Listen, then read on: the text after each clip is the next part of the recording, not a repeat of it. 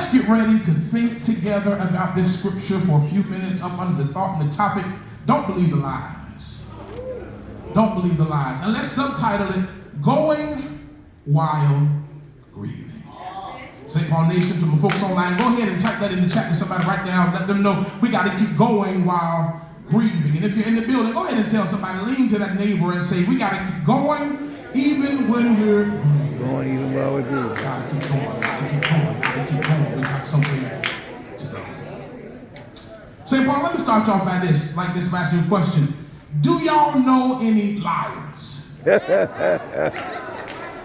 Anybody willing to tell the truth? Anybody know some straight up liars? People who will lie when the truth will do. People who just lie because it's Monday or it's Tuesday, maybe Wednesday, even Thursday. It could be Friday or Saturday and 4 or 5 times on Sunday. Anybody know any liars who just like to lie? People that will tell a lie they don't have to tell. I just asked you what time it was. Why you got to lie? Anybody know people like that just lie? Growing up, we call them bold-faced liars. Well, I don't want to lie in church. I used to say that around kids, but not around adults, because where I grew up, we couldn't say the word lie. Anybody else got people from the South?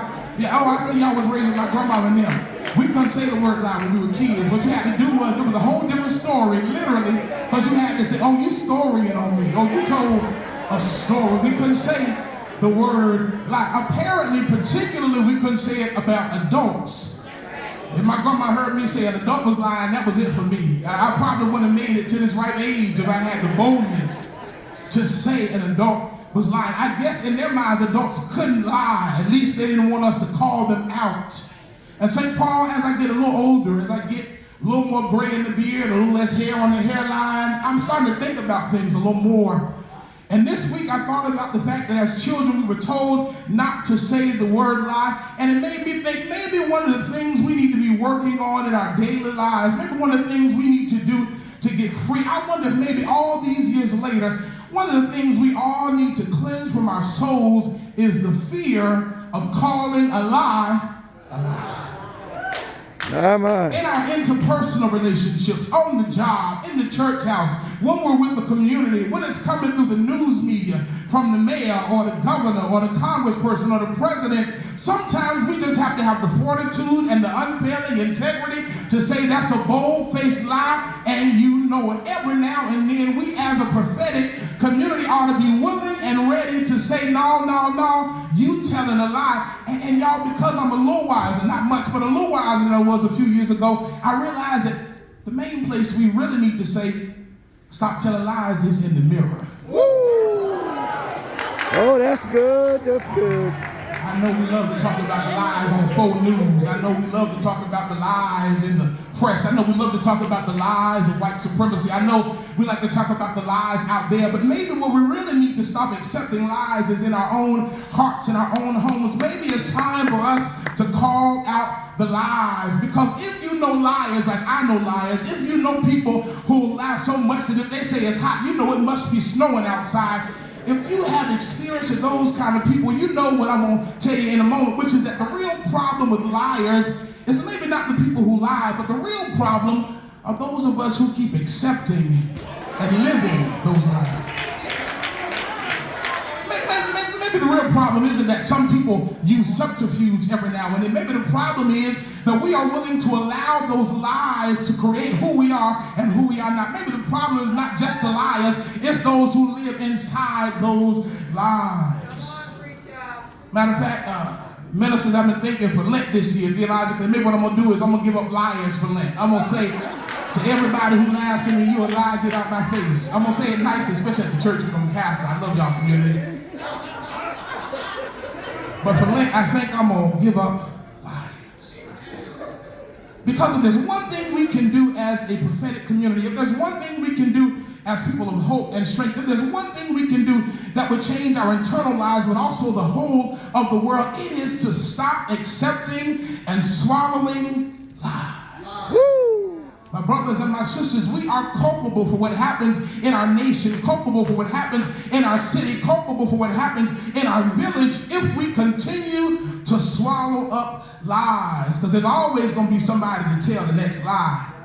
You know, they're just liars. Liars like those who with a straight face vote down funding for FEMA and in other emergency funds because they say they don't want the budget to be too big, but when their state has an emergency, all of a sudden, y'all, that's called living the lie. Or like those who get up and praise God in temple on Saturday or in church on Sunday, and then they say they love God and even love Jesus, particularly on Sunday, saying they love the Jesus whose parents took him as an undocumented boy into Egypt, but they fly hundreds of miles taking people out of where they know who they're with and send refugees and people who are just looking for a better life so far away that they don't have anybody. But what they didn't know was that St. Paul will stand up to the lies and will clothe and will feed and will make sure that even those who are in the midst of a torturous trick will still have what they need. There are always going to be liars, but y'all, we can be the antidote to the lie.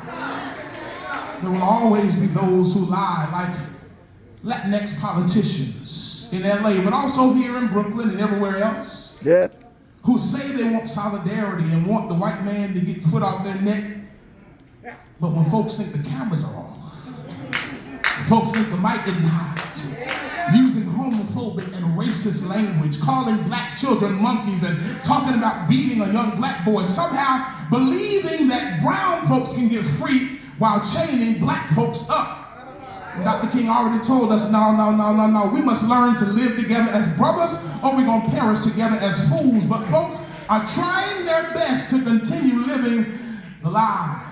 The liars and the lies, like 299 elected officials throughout the country who claim to be intelligent but are willing to continue to support the big lie that the election was somehow rigged without a shred of proof, and in the face of mountains of evidence that man was just lying because that's what he do. It was Monday, so he felt like saying a lie. That's just how it goes, but people line up to live into the lie. There's no surprise. Liars gonna lie and fools gonna follow it. But thank God for those who stand up to the lies. Thank God for those like St. Paul who say we're going to stand in the gap and we're going to intercede no matter who's lying. Thank God for people like that beautiful black strong woman from Brooklyn who went to Howard and who's ready to clean their clocks in court. Y'all know who I'm talking about. Thank God for people like Madam Vice President who's also ready to stand in and make sure it gets right from Howard as well. We think about the lies, but y'all, God always has some people in the house who can tell the truth about the lies. Still, though, it's sad that so often we live and believe the lies. Though we've been given the prophetic vocation as believers, as God's brown and black children, as those who have been kissed by the Son, though we've been given the prophetic vocation of standing and declaring the truth even in the midst of lies, the reality is that even some of our skin folks will believe the lie. Well, can I talk about it a little bit this morning? Can I talk about the one down there in Georgia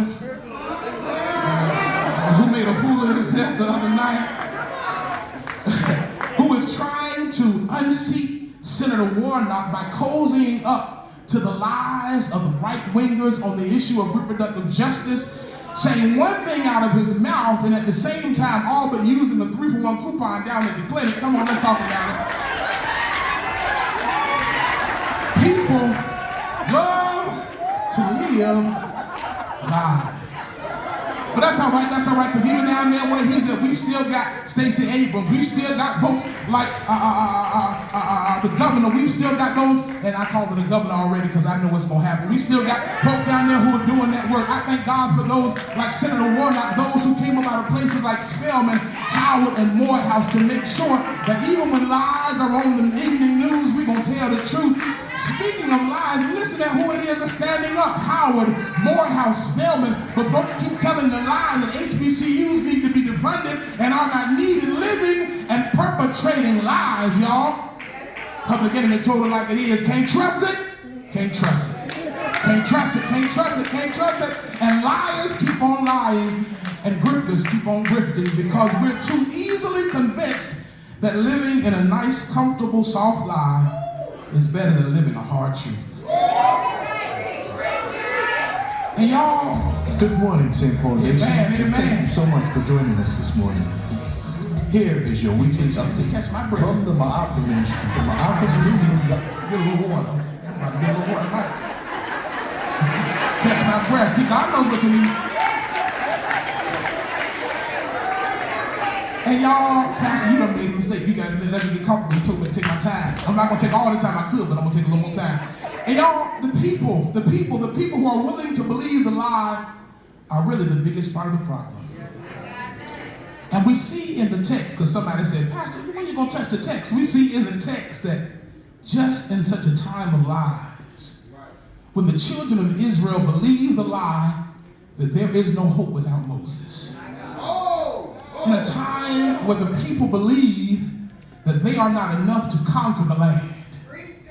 In a time where the people have for generation come to forget their ancestors, Abraham, Sarah, Isaac, Rebecca, Jacob, Leah, Rachel. In a time where they have over 4 centuries of slavery forgotten who they come from. In a time where they are no longer connected to that history and the one string they thought they had in Moses is pulled away from them. In a time where lies seem like the order of the day, God comes in and says, yes, Moses is dead. Yes, it's a hard moment. Yes, there's tragedy afoot, but it's still time to cross over into the promise. Woo!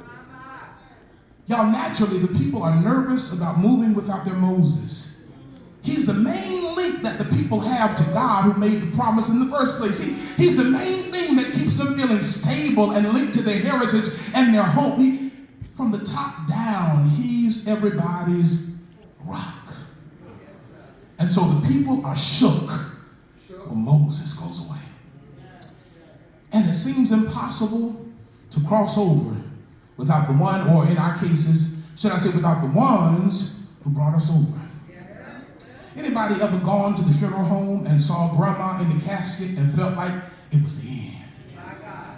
Anybody ever went to the family reunion and realized those grandpas and uncles and aunties that kept us together were no longer there and it feels like it's the end? Anybody remember seeing refrigerated trucks taking bodies away from downtown and feeling like it's the end? Anybody know what it is to have the lie in front of your face every day on the 5 o'clock news and the 7 o'clock news and the 10 o'clock news that there's no more hope left? Anybody know what it's like to lose the thing that you think is getting you through? The lies are definitely and deafeningly loud at times. The lies that we're never going to be able to go anywhere without Moses. Remember, these folks were raised by the generation that said, we can't make it in the land. Mm-hmm. Everybody but Joshua and Caleb went in and said, no, we can't take it. We can't make it. We can't go. They've been raised to believe the lies. And the more we are taught lies as children, the more lies come to us as we are in our infinitesimal stage. The more we get lies and we're in our foundational moments, the more we come to believe that living lies is appropriate. I believe it was the Reverend Raymonda Pettigrew who said it like this: broken people love to believe in intelligent lies. I'm going to say that again. It wasn't me, that was Dr. Pettigrew. She's a preacher, y'all. Said broken people love to believe in intelligent lie. And to add my little 2 cents on it, I'm going to say, but if it's easy, we'll believe a stupid lie too. Knowing it's a lie. Knowing it's a lie. And the people, they get stuck on the lie. They get stuck between the promise and the fulfillment because they believe the lie that they can't go any further. Stuck between the wilderness and the promise because they don't believe they can go any further. Stuck between what has been and what they're struggling to believe can still be because there's no longer Moses and the staff in front of them and they don't know how to go that way if they don't have what they're used to. It's a new day and there's no going back and there's nothing more frightening than a new day we can't retreat from. And so they're stuck, y'all. And the lies kick in. Imagine the things they said to themselves. Get into the minds of these Israelites, these people who are descended from enslaved folk, these people who have seen their mothers and fathers die in the wilderness and don't really have time to give them the kind of burials they need. They just got to kind of put them in the ground and keep on going because they got. Imagine what it's like to be, and we don't have to imagine because we've been there in these moments where people don't even get a chance to die right.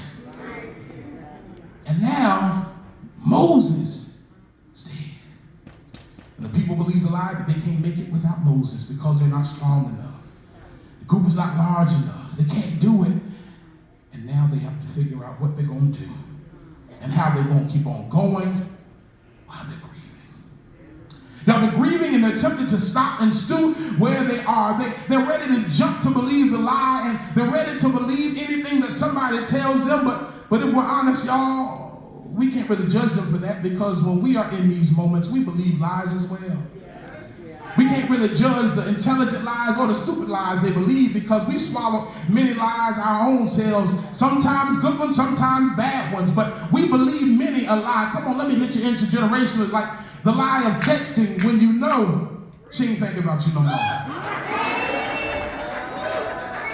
The lie of knowing he wasn't really with his partners last weekend, but you still answer the 11 o'clock WYD text anyway. The lie of knowing they're not going to promote you there, but you keep sacrificing your family for that boss that can't stand you. The lie of knowing they're talking about you like a dog after smiling in your face, but you keep showing up to the chapter meeting because you just want to be made. The lie of being too afraid to stand on your own 2 feet, knowing that if you keep playing around with this thing, it's going to be more than a bruised hip or a broken eye next time. That abusive partner might love you to death one day. But we keep on believing the lies. And y'all, I believe often we believe the lies because we're just not ready to believe we can make it in Canaan alone. Sometimes I think maybe we even wonder if we're even good enough to receive God's promise. Sometimes we say, maybe I deserve to stay right here and die in the wilderness. My daddy did, my mama did, they mamas did, they daddies did. Who am I to live a good life? Who am I to be loved without compromise? Who am I to be able to log in and out of places and have my head held high? Sometimes the hate and the pain of the world causes us to really feel like we don't deserve to go in without Moses. And sometimes the honey on the tongue of the liar makes the lie sweeter and more palatable than the hard and bitter truths we don't want to face. And that's why we accept so many lies. Maybe that's why Kaylani and Blue said, tell me beautiful lies. You have me at hello, could never make you happy, girl. It must be the devil. Beautiful lies.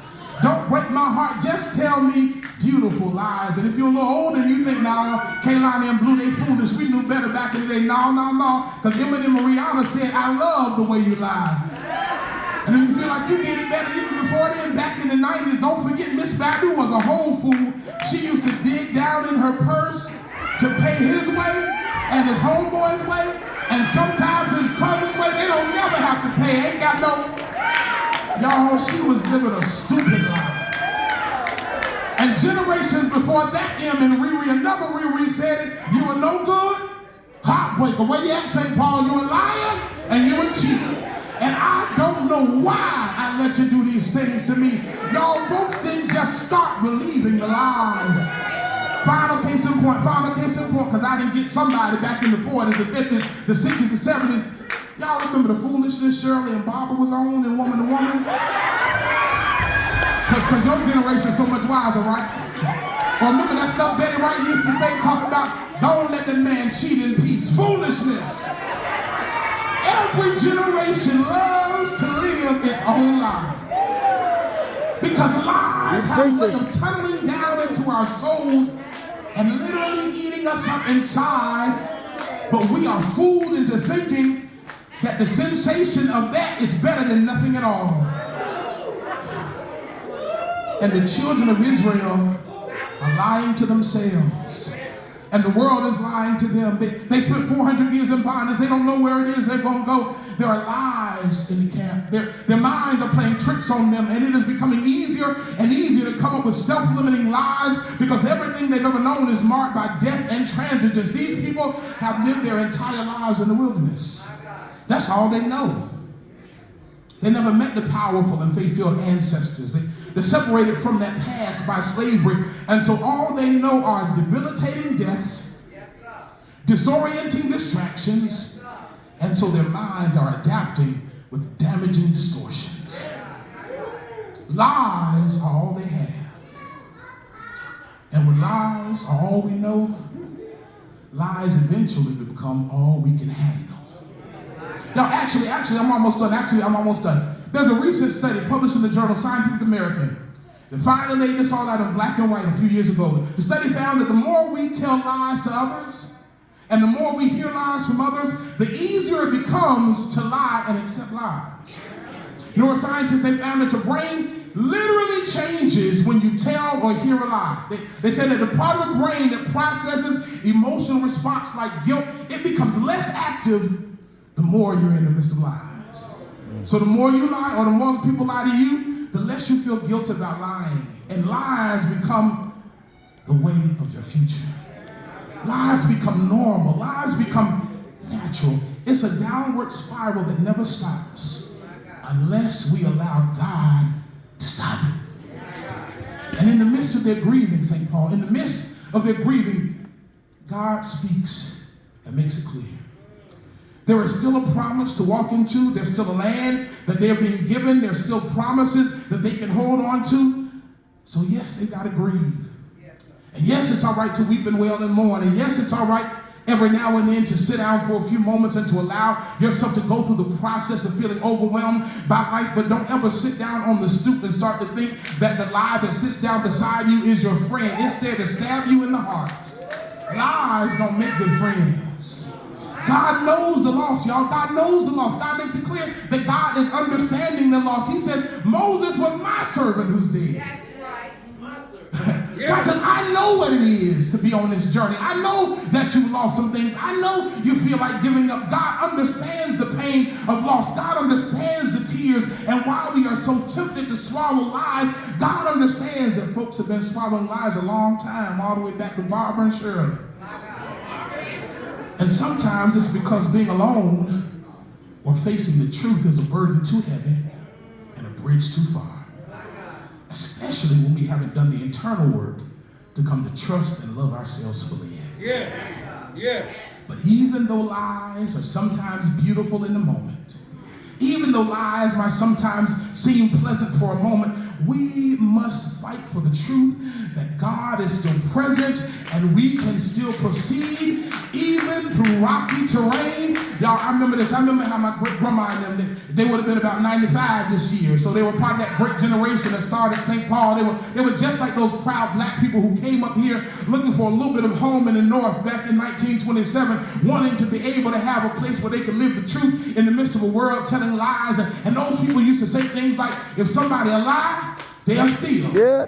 And if they'll steal, they'll kill. Y'all, as a child, I thought that language was excessive. I thought my great-grandmama was doing too much. But as an adult, I've come to see the truth in what she said. Every lie will steal your sense of self and will kill you if it ever gets a chance. Lies are a lot like murderers. The ones that end up getting you are the ones that come looking innocent, dressed up nice.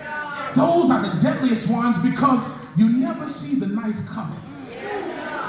But even where lies are ruling the moment, even when Moses is dead, even when we don't know what tomorrow holds, even when we're grasping for the past, even when we feel all alone, even when it seems as if it's impossible to go forward, God is forever on the throne. And if we want to truly be free, God always has a way of breaking in and pulling us out of the lies. When we see it here in Joshua chapter 1, right out the gate of the book, God is telling the hard truth. Yes, Moses is dead, but there's still a promise. It's not going to be exactly like you thought it was going to be, but there's still a promise. Tomorrow might not look like you thought it was going to look, but there's still a promise. Yeah. The plans you wrote out in that notebook when you were 17 may not come to pass, but there's still a promise. You might not have that last name you thought you were going to have because he turned out to be a fool, but there's still a promise. You might not have the children you thought you'd have at this point, but there's still a promise. You might feel like you're not in the career you want right now, but there's still a promise. The reality is that even when Moses dies, God is still able to continue on with you. And so what we got to do is we got to learn when Moses dies, don't get down in the grave with him. Anybody else, people like my people always love somebody to act a fool at a funeral. It doesn't matter if they never did anything for great grandma. When she go, they want to get down in the casket. Lord, take me. I I want to go too. And we laugh at that, y'all, but many of us live like that every day. Because she's not here no more, we think we can't make it. Because he's not there anymore, we think we can't make it. But the reality is, y'all, we can still stand in the midst of the lies. Y'all, I'm going to cut it short because I'm going too long. I'll just tell you this last story. Can I tell one more story? Pastor, let me tell y'all about a young man whose daddy was running for governor.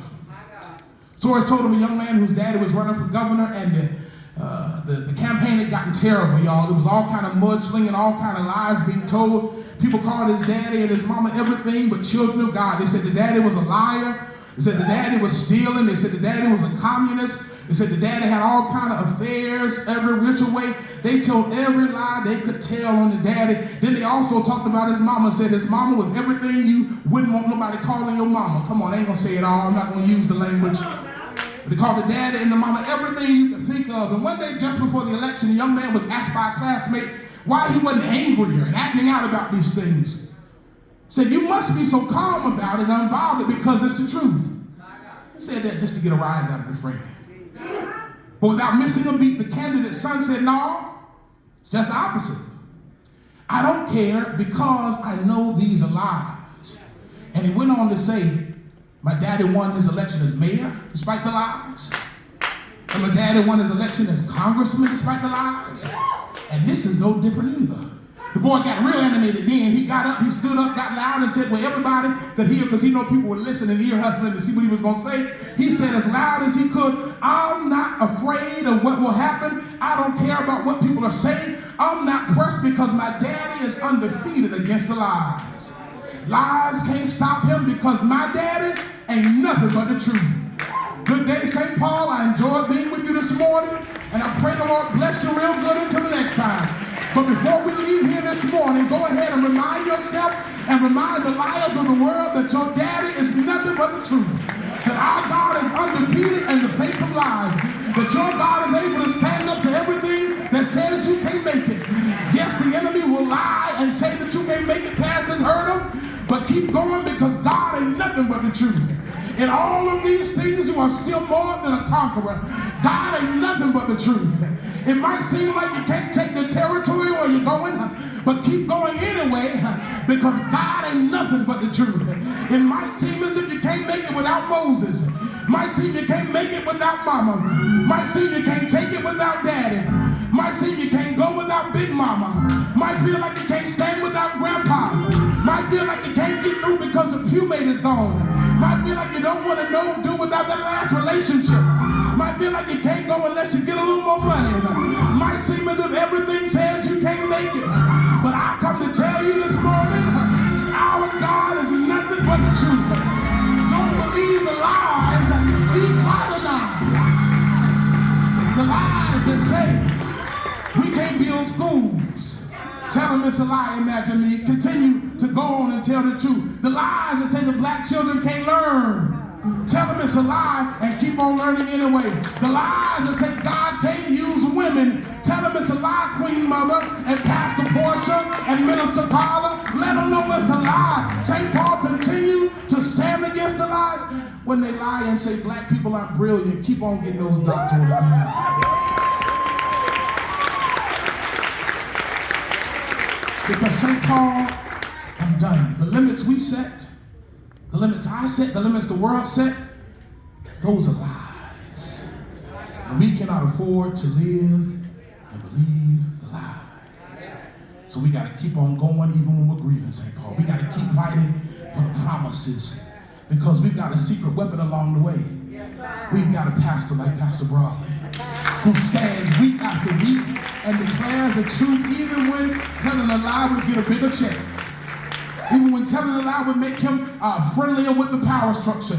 Telling the truth because he knows that there's a people who need truth telling and can't afford no more lies. And so even without Moses, we can continue going because the promises made to Moses, the promises made to Pastor Reeves, the promises made to Pastor Haywood, the promises made to Pastor Hamlin, Pastor Smith, Pastor Walker, those promises still stand. And so y'all, we got to keep going, keep trusting, keep believing, because at the end of the day, y'all, your God ain't nothing but the truth.